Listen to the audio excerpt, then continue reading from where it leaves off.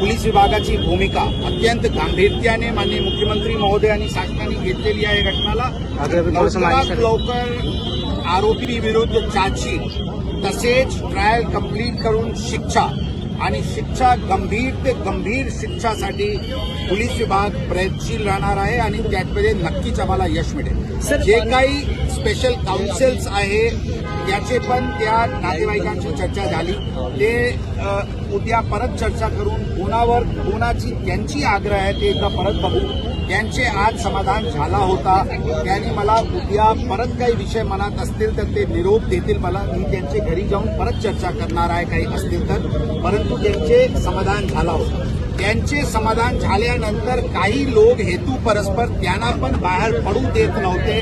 त्याचे आईची तब्येत पण थोडीशी हलवली होती म्हणून त्यांच्याकडून संदेश आला होता की आम्हाला म्हणजे यातून बाहेर पडायचे.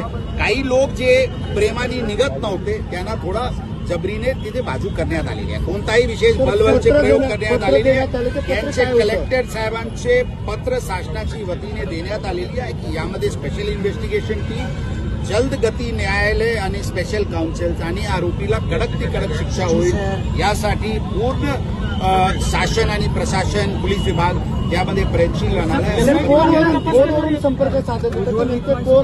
फोनवरून आपण बोलत होतो. मंत्री होते का? उज्ज्वल निकम होते? कोण होते? आपण बोलणार. उज्ज्वल निकमांशी पण काही बोलणं करून दिले का सर? उज्ज्वल निकम, ॲडव्होकेट उज्ज्वल निकम साहेब, खासदार साहेब यांच्याशी पण त्याचे वडीलशी बोलली. आता 15 दिवसांमध्ये तिच्या आईची तब्येत खराब झाली होती. त्यांच्या पालकांचं, चिमुकलीच्या पालकांचं तुमच्या समोर म्हणणं काय होतं? त्यांनी काय सांगितलं त्यांचे समाधान आमची चर्चा जे मी सांगितले त्याच्याशी त्यांना आश्वासन दिले होते.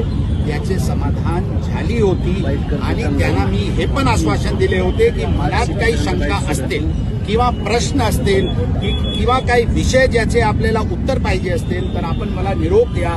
मी स्वतः उद्या आपले घरी येऊ आणि परत त्या विषयाची अंत्यविधी कधी पार पडणार आहे? वाहतूक आता म्हणजे सुरू झालेली आहे. सुरळीत झाली नसतील परंतु ते वाहतूक सुरू करण्यात आली आहे. लवकरात लवकर कधी पार पडणार आहे अंत्यविधी? अंत्यविधी लवकरात लवकर. ठीक आहे. ओके.